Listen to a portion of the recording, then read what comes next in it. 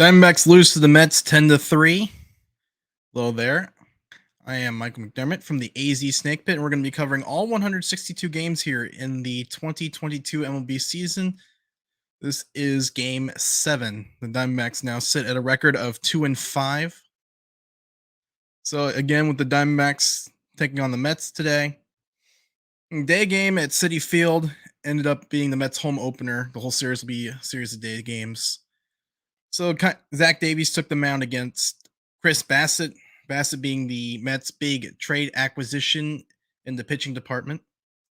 So one thing to kind of note is the Diamondbacks actually had their chance to take the lead early. First inning, 1 out, Ketel Marte double. David Peralta works along at bat, eventually walks. And they had a little bit of things cooking, but in true Diamondbacks fashion, 4 for 35 entering the game with runners in scoring position, go 0 for 2 in the first inning. Walker, a strikeout on 3-2 pitch. Of course, ironically, the pitch wasn't shown because we all know Bally Sports there and their inability to broadcast games in the past 2 years has come back to, I guess, for the first time I got to see how bad that was firsthand.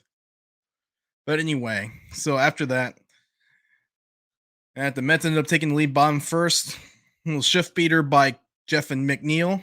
Almost said Jeff McNeil. Jeff McNeil. Shift beater. Pitch away, and he just hit a little ground ball to third base. Next batter, Starling Marte. Pop up. Somehow between Perdomo, Peralta, and Varsho, nobody catches it.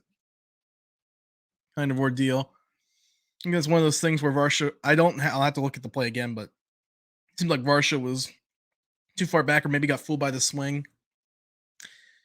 Wing and stopped at the last second. It was just a bunch of craziness. It ended up setting the tone for the game defensively. It was bad. And defense across the row. Peralta booted the ball. Had a collision in the outfield where Peralta cut off Varsho on a fly ball priority. Center fielder always has priority in that case. And then throwing error by Jose Herrera on a stolen base attempt. It ended up being bad news for Davies, who's a guy who needs good defense to pitch effectively. Unfortunately, it didn't happen, so Davies ended up giving up 5 runs, but the final 3 runs came on homers, which is not a good sign, obviously, for a guy who needs to live on the ground. So yeah, the bad defense cost Davies his first 2 runs. Then the home run ball came back to bite him. Robinson Cano in the 4th inning, off-speed pitch, guides it out in the over the left field fence, and in the 5th inning, I left the sinker up to Lindor, and Lindor did not miss that ball situation. So the backs found themselves trailing 5-0. 6th inning, Daulton Varsho. Bit too late, obviously, with the offense. Hits a no doubt home run to right field. That ball was gone off the bat.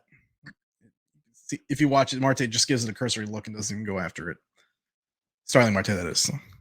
After that was pretty much it offensively. I think JB Wendelken had to clean up the 5th inning, ended up stranding the 1 runner that Davies left behind. So that's the D-backs, that's the one thing their bullpen's done well. They have stranded all 11 inherited runners in the game.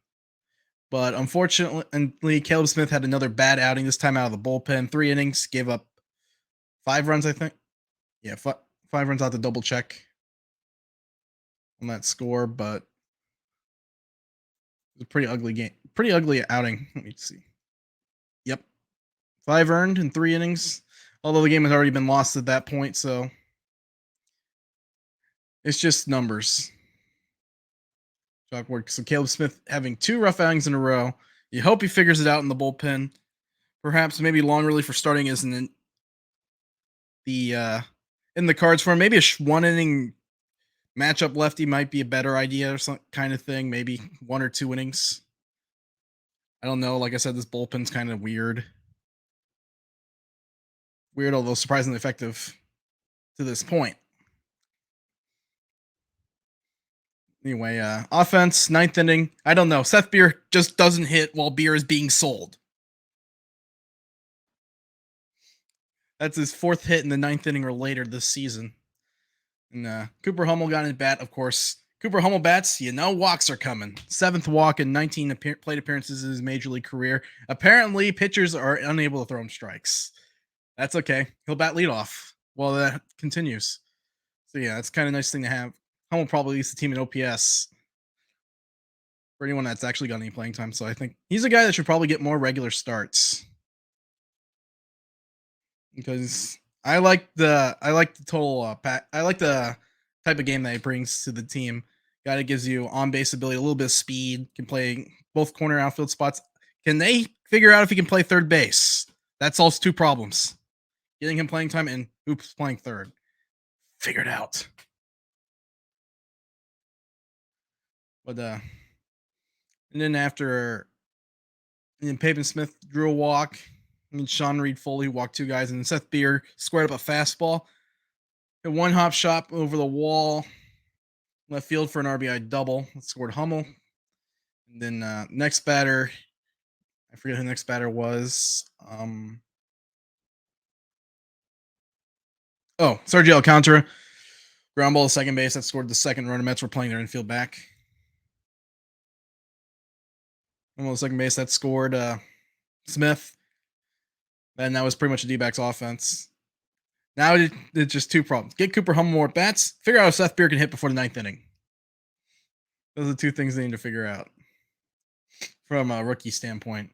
For the veteran standpoint, they need to figure out somebody needs to figure out how to hit. I think Marte's starting to come around a little bit. Obviously, had a ball where it turned on a ball in the first inning on the double, and of course the Starling Marte decided to whiff on the catch, whiff on the dive, which turned a single into a double. But seeing him just turn around a fastball and hit a line drive to his pull field was definitely a step in the right direction, in my opinion. But I think they're going to have to do something with this lineup. I don't like the combination of Peralta and Walker back to back in the 3 and 4 spot.